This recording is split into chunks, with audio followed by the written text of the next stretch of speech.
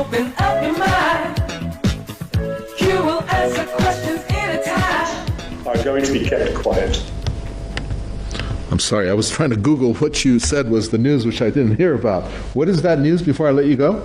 After the Ukrainians staged a sabotage mission in Bryansk Oblast, part of the Russian Federation, in which several people were killed, the Russians staged a revenge attack with using, for the first time, 6 of their hypersonic missiles, which are called Kinzhal.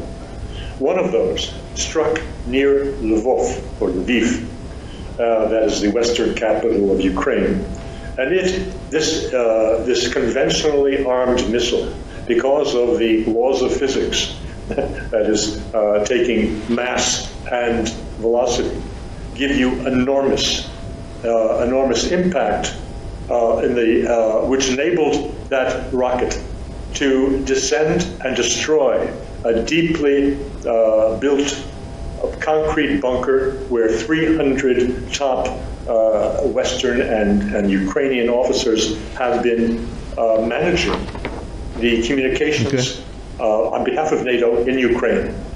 The Russians, again, yesterday announced very discreetly that 200 of those people killed were generals and high NATO officers. Did you read about that in the New York Times? No, you didn't. All right, very well. If it were in the New York Times, it would lead to enormous uproar in the States and would take us towards escalation of nuclear exchange. Sure. The Americans don't want that. The Russians don't want that. Thank you very much for that. We're going to definitely follow through with that. Gilbert Doctorow, independent international affairs analyst. Don DeBar, thank you, activist and commentator from Austin, New York.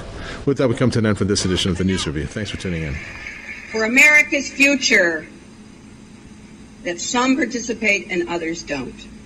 We have been given an extraordinary blessing, and at this moment in time, our country needs us. And we need people like George Soros, who is fearless and willing to step up when it counts. So please join me in welcoming George Soros.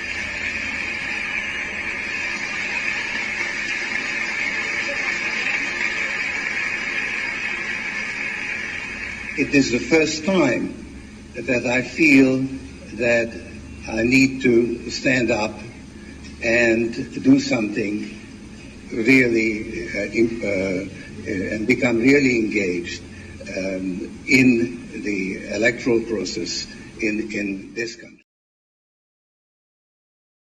In 1999, she launched the International Center for Missing and Exploited Children with Richard Branson and his mother, Eve.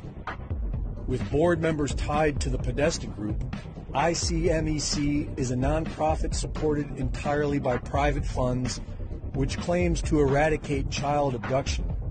And yet, the numbers of trafficked victims significantly increased since its inception. When ICMEC began, human trafficking was approximately a $30 billion a year business. And after 9 years of the ICMEC, human trafficking grew to be over $150 billion a year business. In 2009, the Clinton Global Initiative launched the Polaris Project, who runs the National Human Trafficking Resource Center and Hotline. Also in 2009, Amber Ready Incorporated selected Clinton Associates, the Podesta Group,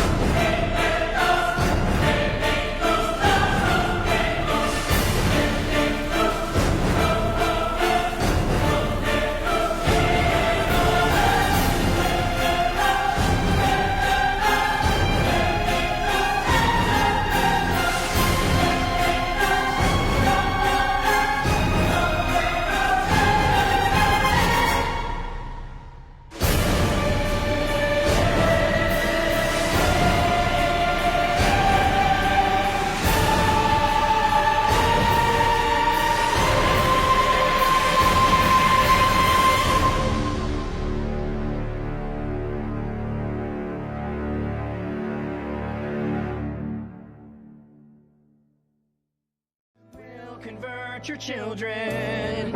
Someone's gotta teach them not to hate. We're coming for them. We're coming for your children.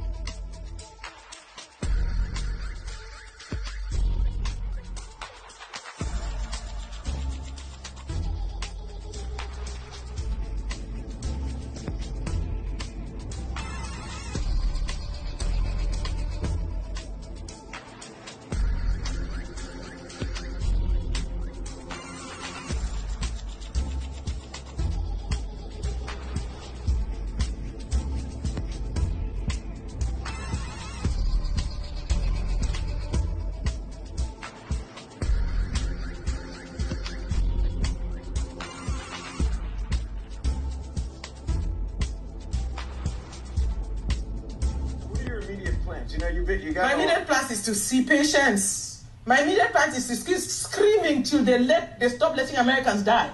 And I'm not going to stop. I'm not going to be silenced. My immediate plan is to pray until these powers, these diabolic powers that want to destroy these nations are destroyed. And it's going to be war. Do you understand me? I'm a warrior. I'm a sniper in the kingdom of God. It's on.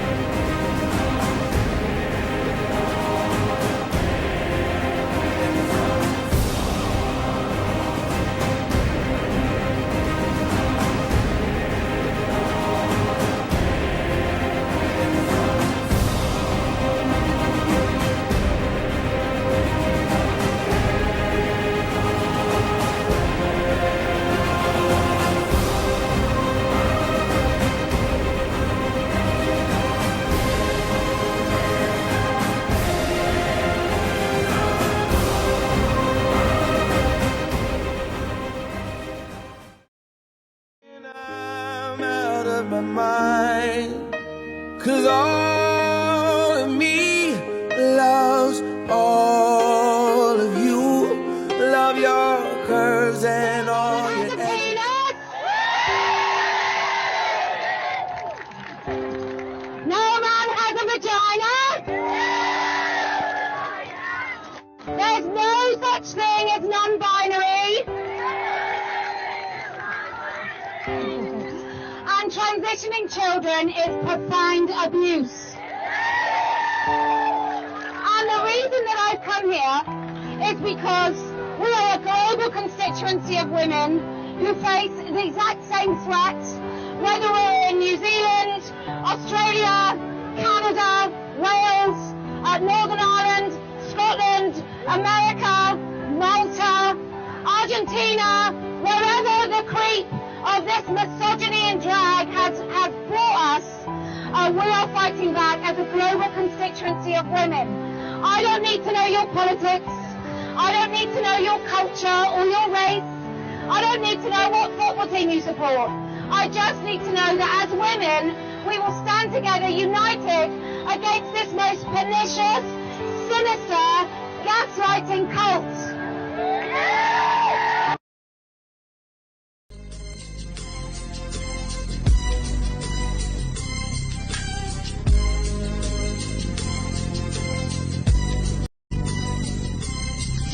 As I walk through the valley of the shadow of death, I take a look at my life and realize there's nothing left. 'Cause I've been blasting and laughing so. I am not your president. Donald Trump is still your president. I am not your president. Donald Trump is still your president. I am not your president. Hey, what's up? I'm Tony Hawk, and I recently became an ambassador for Liquid Death Mountain Water. Apparently, I didn't read the fine print, and now Liquid Death officially owns my soul. And my blood, too? I don't know. It's very confusing. They're taking my blood, and we're going to use it for skateboard graphics. So they're going to mix my blood into the paint and do a limited run of skateboards using my real blood in the graphics. But some of the profits will go towards killing plastic pollution and to building skate parks in underserved communities. Yeah, so I guess go to liquiddeath.com to get skateboards with my blood in it. So wait, if you have my blood, that means you have my DNA. Get the Liquid Death skateboard infused with 100% real Tony Hawk today. Wow, you can own your very own piece of Birdman, but hurry. Supplies are extremely limited, so visit liquiddeath.com/hawkblood right now. Who I'm dying to have more time with. But this person's job for many years was to infiltrate what you call the global elites. What I would say to you, I no longer use that term for the most part, because this person taught me that they're not elite, they're a cult. That's what they are. That's a good term. They're a global cult. And why does that matter so much? Because it's accurate. It's about who they really are and what they really want, where they're taking us. They're not taking us to a world, of elites, right? They're taking us into the dark heart of a cult where, what do you have? You have people whose one single most important defining objective is to eliminate and eradicate God. And I'm telling you, this is what this person who spent years, he had to read. Apparently they have all this works and teachings and literature and so on and so on. I mean, he spent 2.5 years just studying everything from the rituals to the traditions to the ideology and so on and so on and so on, in order to be able to successfully infiltrate them at the UN level, right? I can't tell you which faction he was part of. I don't want to give too much away. But because one of the things I asked him is, I said, I get it, but I don't get it. The children. You got to, I have such a problem with this. You got to explain this one to me. And he said, well, first of all, you're looking at it the wrong way. I said, what do you mean? And he said, well, They don't define children the way you do. They don't define the world the way you do. The choices that you face are not their choices, right? They look at it completely differently. And I said, well, okay, so how do they look at it? And he said, for them, everything is defined by their one fundamental, all-consuming purpose. I said, which is what? He said, to defeat God, right? Because this is the moment. I mean, for them, it's about the real God. The true gods are them and Satan, they're right. And so he said, Definitely right. children are the closest thing on earth to God, because we are created in the image of God. And as you know, from the moment we're created, we haven't had time to be corrupted and to stray. So for them, the younger you are, the closer you are to God, the more pain they can inflict on God. So the more you can make a baby or a small child suffer, the greater your victory over God. And that is the only consideration for them. Outside of that doesn't exist.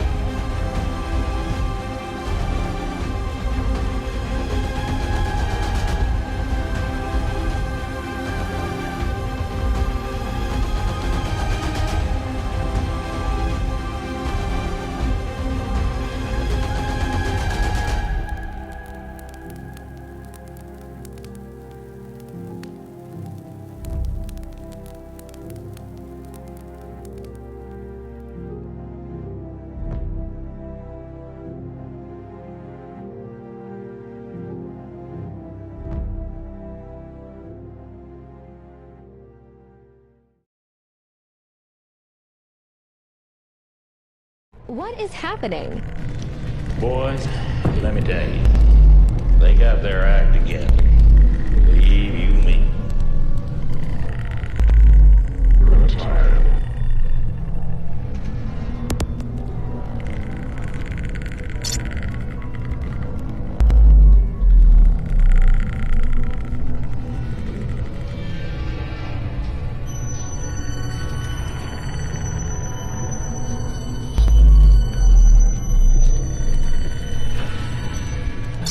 Still don't get it, do you, boys? There ain't no countries anymore. No more good guys. They're running the whole show. They own everything, the whole goddamn planet. They can do whatever they want. What's wrong with having it good for each other? I'm Alec Baldwin, TV star. You know, they say TV will rot your brain. That's absurd. TV only softens the brain, like a ripe banana, to take it all the way. We've created Hulu. Hulu beams TV directly to your portable computing devices, giving you more of the cerebral gelatinizing shows you want, anytime, anywhere, for free. I only act out because I want your love. Mushy mush. And the best part is there's nothing you can do to stop it. I mean, what are you going to do, turn off your TV and your computer? Once your brains are reduced to a cottage cheese like mush, we'll scoop them out with a melon bowler and gobble them right on up. Oops, I think I'm drooling a little. Because we're aliens. And that's how we roll. Hulu, an evil plot to destroy the world. Enjoy. Good afternoon, Chairman McClintock, Ranking Member Japal, and distinguished members of the committee. It is an honor to be here. I thank you for the invitation to share my testimony. My goal is to inspire action to safeguard the lives of migrant children, including the staggering 85,000 that are missing. Today, children will work overnight shifts at slaughterhouses, factories, restaurants to pay their debts to smugglers and traffickers. Today, children will be sold for sex. Today, children will call a hotline to report they are being abused, neglected, and trafficked, and we don't know if they're going to get the help they need. For nearly a decade, unaccompanied children have been suffering in the shadows, and I have to confess I knew nothing about their suffering until 2021 when I volunteered to help the Biden administration with the crisis at the southern border. As part of Operation Artemis, I was deployed to the Pomona Fairplex Emergency Intake Site in California to help HHS, Office of Refugee Resettlement, reunite children with sponsors in the United States. I thought I was going to help place children in loving homes. Instead, I discovered that children are being trafficked through a sophisticated network that begins with recruiting in home country, smuggling to the U.S. border, and ends when ORR delivers a child to a sponsor. Some sponsors are criminals and traffickers and members of transnational criminal organizations. Some sponsors view children as commodities and assets to be used for earning income. This is why we are witnessing an explosion of labor trafficking. Now, whether it's intentional or not, it could be argued that the United States government has become the middleman in a large-scale, multi-billion-dollar child trafficking operation that is run by bad actors seeking to profit off of the lives of children. As for me, my interest is the safety of the children. I do not view this as a political issue. I view this as a humanitarian issue. I assure you, my motives are the highest and best. I want the children protected. So I want to tell you some of what I witnessed personally at the Pomona Fairplex. I saw vulnerable indigenous children from Guatemala who speak Mayan dialects and cannot speak Spanish. That means they cannot ask for help in English. They cannot ask for help in Spanish. They become captives of their sponsors. I have sat with case managers as they've cried to tell me the horror of what has happened to children as they make the journey to this country. I saw apartment buildings where 20, 30, and 40 unaccompanied... From the McDonald case, the next case I worked of a major consequence was the McMartin preschool case in Manhattan Beach, California. The children there claimed there were tunnels under the school.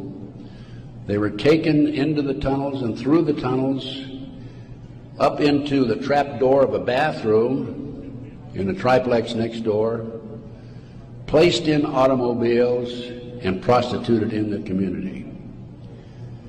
These are 2-, 3-, and 4-year-old children before they entered kindergarten. In addition, the children claimed that they were flown into the mountains where they were involved with adults in robes, black robes, chanting, candles. They talked about the brown babies who were sacrificed, who were cut up.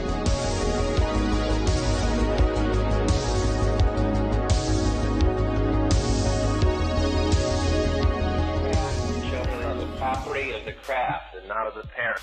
They are raised by all the witches in the craft. From the moment the child is 5 years old, he's considered an adult, and he's treated like an adult. As they do these things, they break down all the barriers holding the devil back. And just literally, they become a human chalice. They fill up with demons.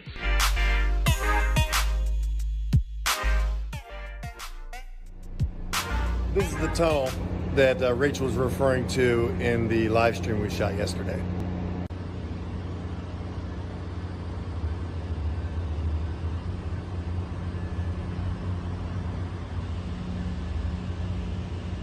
This is under Union Station.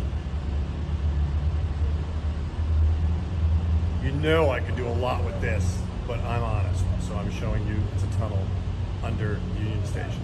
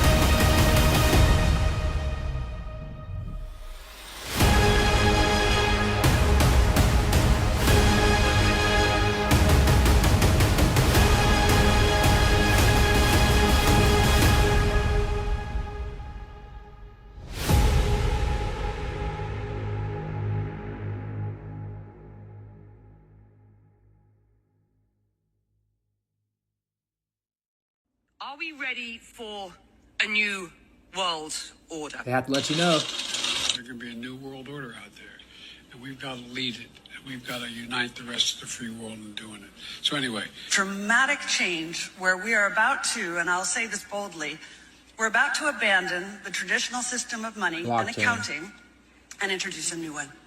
And the new one, the new accounting, is what we call blockchain. It means Fed digital. Now. Mark of the beast is coming. Control. And introduce a new one. And the new one, the new accounting, is what we call blockchain. It means digital. It means having a almost perfect.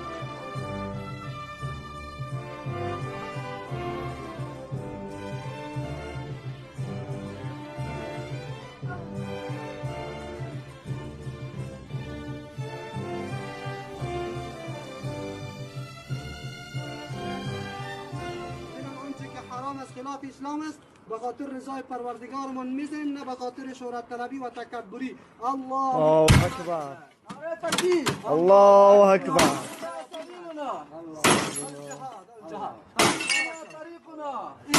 دشمن هست، این را دشمنان اسلام جور کرده به خاطر تباهی مردان مسلمان و زنان مسلمان و مردان مسلمان را نمیگذارد که به سوی مسجد برود.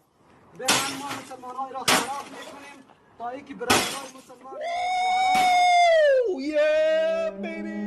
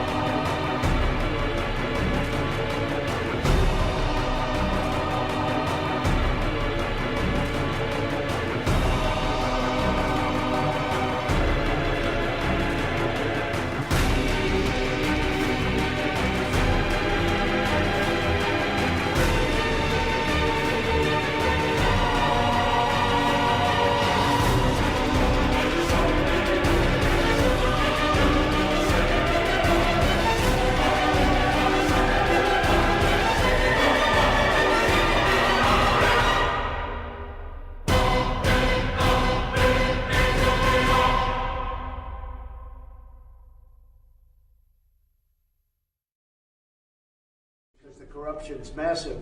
Now, when Biden's son walks away with millions of dollars from He says he knows of prostitutes being brought into the building for the pleasure of coalition MPs. Having sex, recurring rent boys. Prostitutes? Yeah. In Parliament House? In Parliament House. Recruited by staffers for MPs.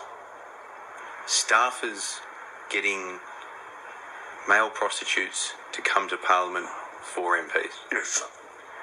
How do you think Australians are going to feel finding this out? I think they'll be pretty appalled. Brings us to Tom's most startling... Wrong you are. You are going to be affected by this play. His whole opinion about women on film, from beginning to end, is very brief. He says, women on film, either naked or dead. Both is better. And it's like, whoa!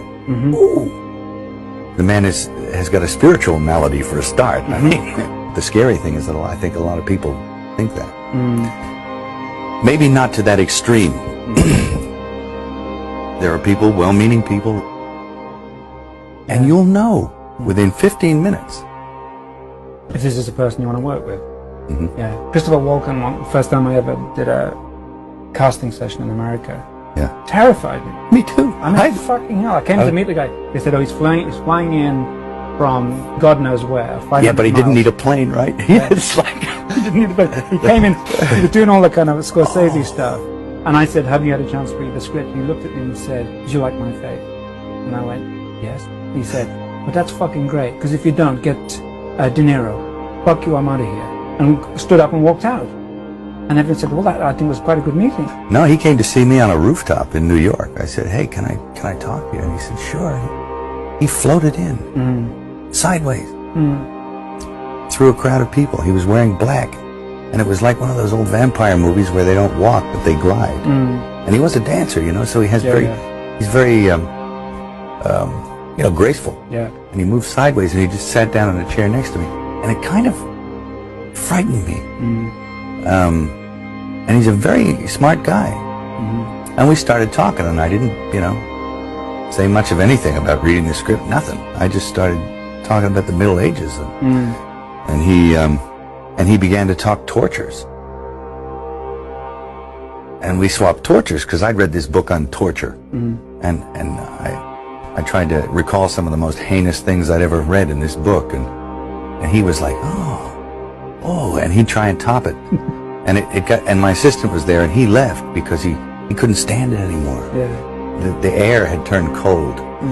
And then he left, and I wanted to leave. And because I knew that I didn't want to work with him. Yeah. And he was getting scary. Yeah. And then I turned around, and it was on top of the Peninsula Hotel. I turned around to avoid his steady gaze at one point. Yeah. And I was looking at a building with the top of the sixes on it. So there was a huge illuminated 666 in red. Yeah. And I went from that to that to that, and he started smiling. And I thought, oh no, Chris Walken is the Antichrist, you know? I'll think, Walken, and you'll resent it for a little while, then you have to let it go. Otherwise, you'll eat yourself alive. And I think it takes that kind of cockroach resilience to survive in this town. When I came over here, I was in my mid-20s. Right. The first time I really came over here.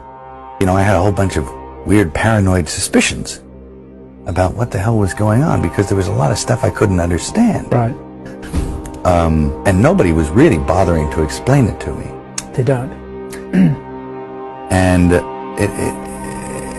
and I formed a bunch of opinions about the town and about the people in it that were like, surely that couldn't be, because a whole place can't be like, you know, Weird Town, you know, where the stranger wanders in and all the people are in the bar and they all shut up when he looks at them, and they tell you don't go to the house on the hill. And it's like that. And then you go away and you think, no, I was wrong. I mean, that's insane thinking. I'm paranoid. I imagined that stuff. That couldn't be the reason for why so-and-so was acting like.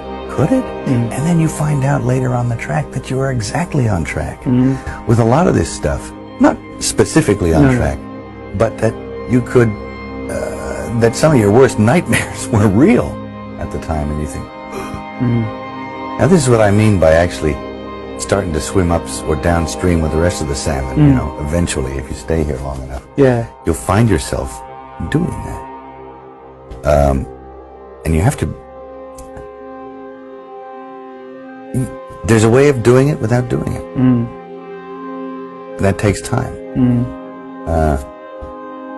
And it takes relaxation. Not being uncomfortable about... Not being uncomfortable. Realizing it for what it is. Projecting. Understanding what it is. Once you understand it, well, then you're not afraid of it anymore. So you can just walk around it, through it, and then get on with what you tried to get on with in the first place. A place like this can humiliate you. And it can be, it can humiliate you, it can be humbling. I mean, it does rip your life to pieces. If you'll let it. Yeah.